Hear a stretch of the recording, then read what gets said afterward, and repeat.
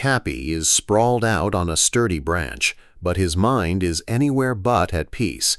He is frantically swiping across the glowing screen of his banana phone, eyes wide with a mixture of hope and impending heartbreak. He is searching for a new place to call home, a simple branch where he can hang his hammock and store his meager supply of oranges.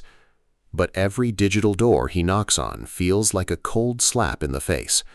A tiny, cramped wooden box with a roof that looks like it surrendered to the rain years ago is listed for a staggering 3,000 paper leaves every single month. Cappy works hard. He puts in the hours, he sweats in the sun, and he meticulously saves every citrus fruit he can find. Yet the price of shelter is climbing a vertical wall faster than any monkey can climb a tree. He stares at the numbers and feels a cold lump in his throat, thinking that perhaps he just has bad luck or that he didn't work quite hard enough. But that is the first great lie, Cappy. This isn't about your luck or your work ethic. The entire housing system in the United States has developed a terminal glitch. It is a massive, runaway snowball of systemic failures. And today, the narrator is going to pull back the curtain on why the very walls around you are becoming a luxury you can't afford, and why the monkey politicians are secretly incentivized to keep it exactly this way. To understand why the price of a banana is so high, you usually just need to look at how many bananas are growing. It is basic monkey math. If everyone wants a banana and there are only two, the price goes to the moon. In the housing market, we simply aren't growing enough branches. But why? If a builder monkey wants to construct a new treehouse community, he doesn't just pick up a hammer and start nailing. No, he has to march down to the office of Mayor Capybara and navigate a labyrinth of 50 different permits, environmental impact studies, and zoning meetings. It can take 5 whole years of bureaucracy just to get a single piece of paper stamped.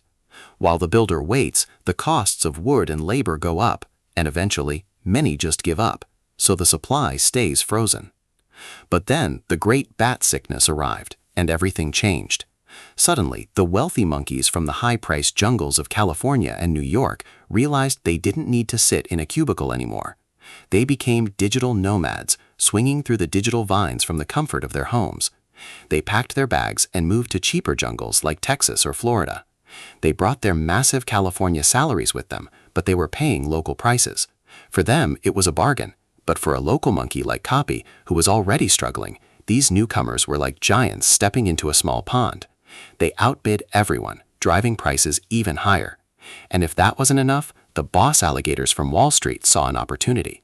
Huge investment firms began buying up entire neighborhoods with cash, turning potential homes into permanent rentals, ensuring that the supply for regular monkeys like Cappy effectively dropped to zero. Even the branches that remain in the heart of the city are no longer for the people who live there. A landlord monkey looks at his property and does some greedy math. Why would he rent his branch to a hard-working fellow like Cappy for 1,000 leaves a month, which comes with the risk of wear and tear and long-term contracts, when he can list that same branch on Air-Banana-n-B? By renting it out to tourists for 100 leaves a night, he can triple his profit in just 2 weeks. This has turned once vibrant neighborhoods into ghost towns filled with strangers who don't care about the community.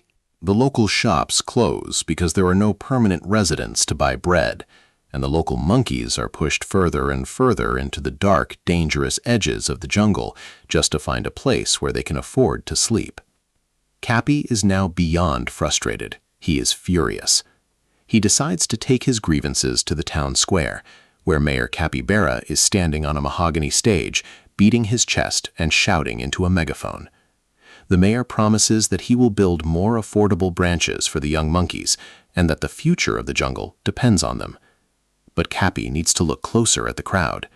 Behind the mayor are the older monkeys, the boomer generation, who owned the vast majority of the property. For these monkeys, their branch isn't just a home, it is their entire retirement plan. Their wealth is tied directly to the value of their property. If the mayor actually fixed the housing crisis by flooding the market with new, cheap branches, the value of the older monkeys' homes would drop.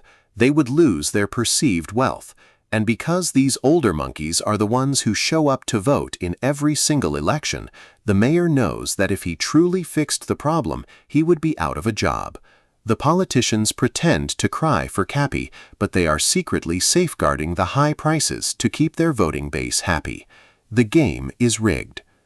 As the sun sets, Cappy realizes no political savior is coming. The system is designed to keep housing expensive because that's how the economy stays afloat for those at the top. If Cappy can't afford a whole branch, he needs to protect his remaining paper leaves from inflation. He should consider an app like Tree Invest, where he can buy fractional pieces of assets with just a few leaves, keeping his savings safe while he waits for a miracle. But wait. Even if Cappy saves his leaves, what happens when he finally goes to the monkey bank for a mortgage? What happens when the bank secretly gambles his debt and loses it all? To discover the terrifying secret of how banks create money out of thin air and why your mortgage is actually a ticking time bomb, you need to look at what happens behind the vault doors.